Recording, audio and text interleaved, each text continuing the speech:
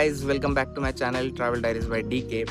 तर मित्रांनो, आज आपण जाणार आहे खालापूर डिस्ट्रिक्टच्या महड गावाच्या श्री वरद विनायक मंदिरामध्ये.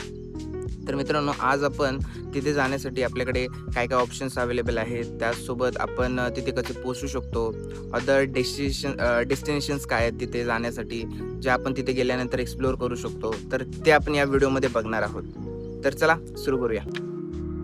मित्रांनो, जर तुम्ही मुंबई किंवा नवी मुंबईकडून येत असाल तर मुंबई पुणे एक्सप्रेसवेने खालापूरच्या दिशेने प्रवास करता येतो. खालापूर नंतर महड गावाकडे जाणारा मार्ग घ्यायचा. मुंबईपासून साधारण 70 ते 80 किलोमीटर तर नवी मुंबईहून साधारण 50 ते 60 किलोमीटर अंतरावर हे मंदिर आहे. जर तुम्ही पुण्याकडून येत असाल तर मुंबई पुणे एक्सप्रेसवेने खालापूरच्या दिशेने येऊन महडकडे जाता येईल. रेल्वेने जर येत असाल तर खालापूर खोपोली परिसरात उतरून पुढे रिक्षा किंवा स्थानिक वाहनाने महडकडे जाता येते. बसने येत असाल तर खालापूर किंवा खोपोली पर्यंत येऊन बसने तिथून स्थानिक वाहनाने मंदिर गाठता येते. मंदिर गावच्या परिसरात असल्यामुळे शेवटचा रस्ता तुलनेने सोपा आहे आणि मंदिराजवळ वाहन पार्किंगची सोयी उपलब्ध आहे. या मंदिराचा इतिहास आपल्याला 18व्या शतकात घेऊन जातो. रायगड जिल्हा प्रशासनाच्या माहितीनुसार पेशव्यांचे सरदार रामजी महादेव बिवलकर यांनी इसवी सन 1725 मध्ये या मंदिराचा जीर्णोद्धार केला.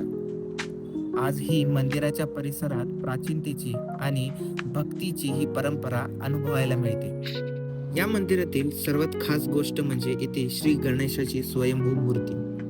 परंपरेनुसार ही मूर्ती मंदिराजवळील तलावात सापडल्याची कथा सांगितली जाते.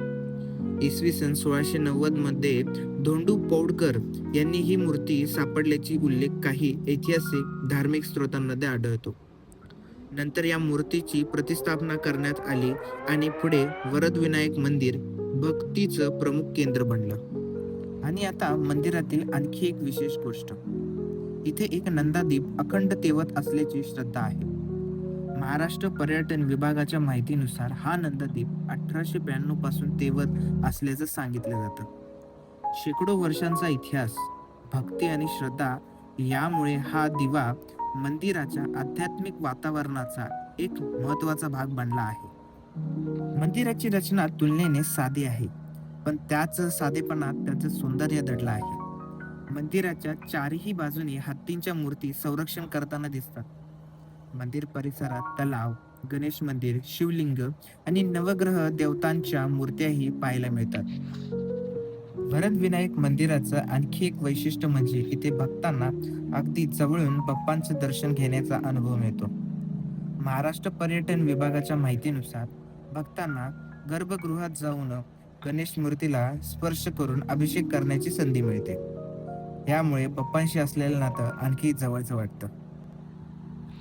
जर तुम्हाला महडमध्ये मुक्काम करायचा असेल तर मंदिरातच भक्त निवासाची सोय उपलब्ध आहे.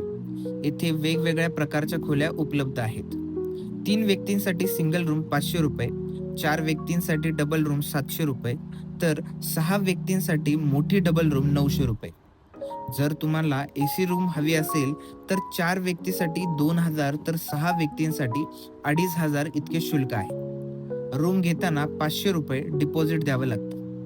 म्हणजेच बजेटमध्ये राहण्याची सोय हवी असेल आणि बाप्पाच्या दर्शनासाठी मुक्काम करायचा असेल तर हे भक्त निवास एक चांगला आणि सोयीस्कर पर्याय ठरू शकतो.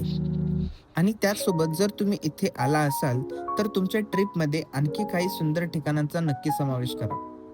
महडला आल्यानंतर खोपोलीच्या गगनगिरी महाराज मठाला भेट द्यायला विसरू नका. शांत आणि निसर्गरम्य वातावरणातला हा अनुभव नक्कीच खास आहे. आणि जर तुम्ही पावसाळ्यात इथे येत असाल तर केपी वॉटरफॉल आणि जेनिथ वॉटरफॉल पाहायला नक्की जा. पावसाळ्याच्या सह्याद्रीची हिरवाई, धबधब्यांचा खळबळाट आणि आजूबाजूंचे डोंगर यामुळे हा संपूर्ण परिसर आणखी सुंदर दिसतो. म्हणूनच दर्शनासोबत निसर्गाचा आनंद घ्यायचा असेल तर महड आणि खोपोलीची ही ट्रिप तुमच्यासाठी एक परफेक्ट मॉन्सून गेटवे ठरू शकते. तर मित्रांनो, हा होता आपला आजचा श्री वरद विनायक मंदिर महडचा प्रवास. तुम्हाला हा व्हिडिओ आवडला असेल तर व्हिडिओला नक्की लाईक करा आणि अशा सुंदर ठिकाणांचा प्रवास पाहण्यासाठी आपल्या चॅनलला सबस्क्राईब करायला विसरू नका. पुन्हा भेटूया अशाच एका नवीन ठिकाणी नवीन प्रवासासोबत.